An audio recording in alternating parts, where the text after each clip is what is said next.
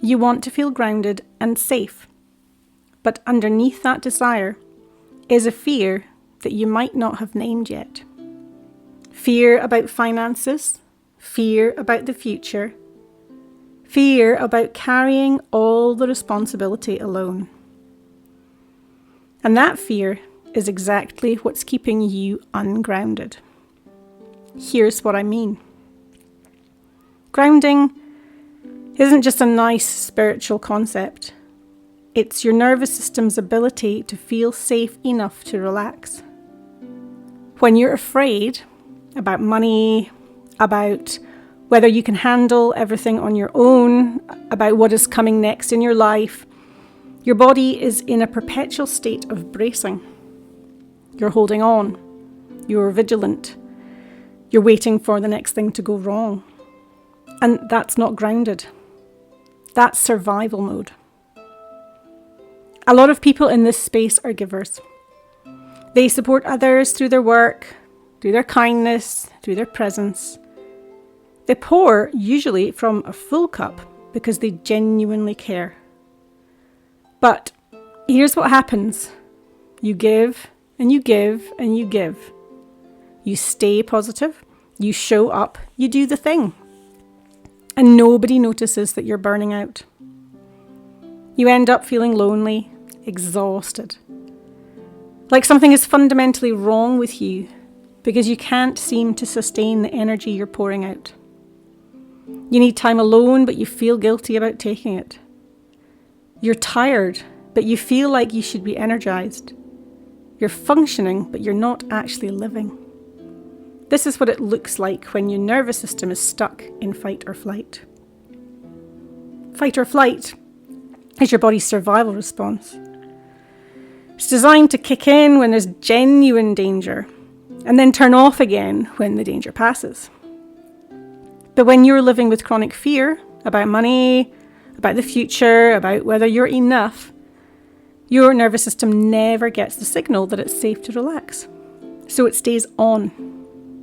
And when your nervous system is running on high alert, you can't actually access the parts of yourself that feel grounded.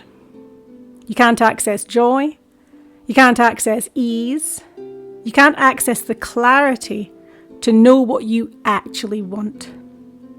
And you can't separate from what your fear is telling you to do. And when you're in survival mode, everything else becomes secondary. And here's what most people do when they feel this way. They try harder. They think, I need to be more positive. I need to push through. I need to be good enough, disciplined enough, strong enough to handle this on my own. So they grip tighter. They do more. They say yes to more things. They try to think their way into feeling safe. And nothing changes. Because grounding is not achieved through pushing harder or being good enough. You cannot force yourself into a state of nervous system safety through effort or willpower. That is not how the nervous system works. What actually keeps you stuck in the cycle is fear-based living. Every decision made from fear reinforces the belief that you're not safe. Every time you push through exhaustion instead of listening to it, you're telling your body your needs don't matter. Every time you say yes when you want to say no, you're telling yourself, I can't trust myself to protect my own boundaries. And your nervous system, listening to all of this, concludes, you're right, it's not safe. Stay vigilant. The more you try to force groundedness through effort, the more ungrounded you become. Grounding isn't about creating external safety. It's about coming home to yourself. It's about building a relationship with yourself that is so solid, so trustworthy, that you feel safe regardless of what's happening on the outside. It's about your nervous system learning that you are someone who listens to yourself, someone who respects your own needs, someone who can be trusted to protect you. That's where real groundedness lives.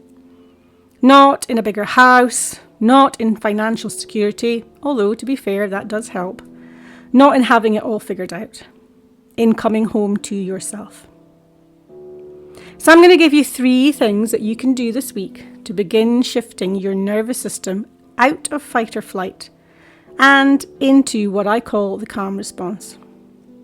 The calm response is the state where your body actually believes it's safe, where healing can happen, where you can think clearly about what you want instead of what fear is forcing.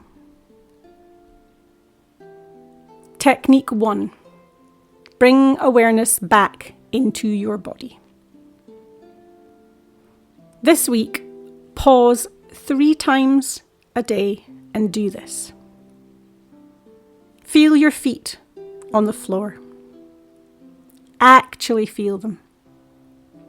Press down. Notice the sensation. Take 3 slow breaths and notice where you feel the breath in your body.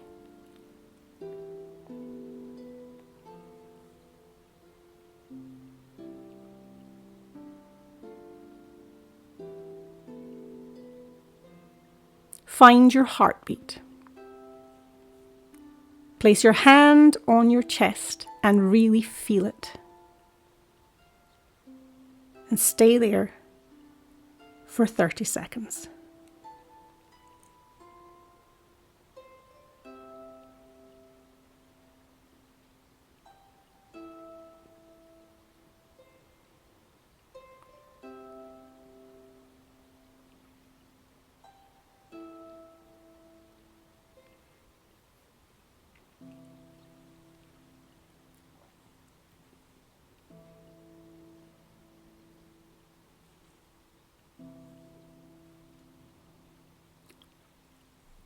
So why this works? When you're anxious about the future or afraid about finances, you're living in your head. Your attention is somewhere else, somewhere unsafe. Grounding your awareness in your physical body sends a signal to your nervous system that you're here, now, in a place where nothing is actively attacking you. Your body begins to relax and the calm response activates. Technique 2. Set a boundary. Say no to one thing this week. Look at your life. What is one thing you're doing that drains you? That leaves you feeling empty instead of resourced? And say no to it this week. It doesn't have to be permanent. It doesn't have to be dramatic. Just one thing. Why this works is that every time you override your own needs to take care of someone else or meet an expectation, you're abandoning yourself. Your nervous system feels that. It registers as, I can't trust myself. I'm not safe with myself. Over time, this teaches your body to stay in survival mode because you've proven to yourself that your own needs don't matter. Setting one boundary, saying no to one thing, is you telling yourself and your nervous system, my needs matter. I can be trusted. I will protect myself. And this rebuilds safety from the inside out. Technique 3. Ask the hard question. Sit down with a piece of paper and write this. What would I do if I weren't afraid? Don't edit it. Don't judge it. Don't talk yourself out of it. Just write what comes. Why this works? Fear has been making your decisions for you. It's been steering you towards what feels safe, even if safe feels small, and away from what calls to you. This question brings fear into the light. It separates what you actually want from what fear is forcing you to want. And in that separation, you start to remember who you are underneath the survival mode.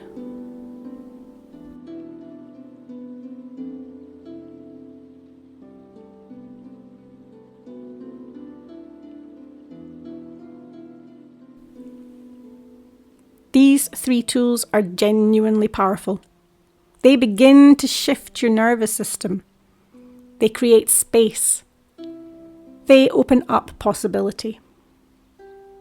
But here's what I know after working with hundreds of people. If your subconscious mind believes you're not safe, these tools will only take you so far. Because underneath the fear about finances and the future is usually a deeper belief. A belief installed years ago, before you had a choice about it. Beliefs like, I have to earn safety. My worth is what I give to others. I'm responsible for everyone's well-being. I can't trust myself to make the right decision. I have to be good enough to deserve rest. These beliefs are running the show. They're the reason that you burn out even though you know better. They're the reason that you feel guilty taking time alone. They're the reason that you can't seem to feel grounded no matter how hard you try. Because your conscious mind is saying, I deserve to rest. I deserve to feel safe. I deserve to know what I want. But your subconscious mind is saying, you're not safe until you've earned it. And the subconscious always wins. This is where theta healing comes in. It goes directly to the subconscious and identifies the beliefs that are actually running your life. And then it clears them. Not over months of talking about them, immediately. And when that belief shifts, when your nervous system actually believes you're safe, that your worth isn't tied to what you give, that you can trust yourself, grounding becomes possible. Real grounding. Not forced, not achieved through effort. Actual internal safety. And this is step 2 of the soul alchemy system, the liberate step, where we go in and clear what's blocking you at the deepest level. So here's my question to you. Do you feel unsafe or ungrounded right now? Are you carrying fear about finances, about the future, about whether you can handle it all on your own? If you are, I want you to know something. That feeling isn't a character flaw. It's not a weakness. It's not something that you should be able to push through with more discipline or positivity. It's your nervous system asking for help, and help is available. If you'd like to talk about how grounding work and the deeper belief clearing that makes it stick could shift things for you, I'm here. So please get in touch. Thanks for listening.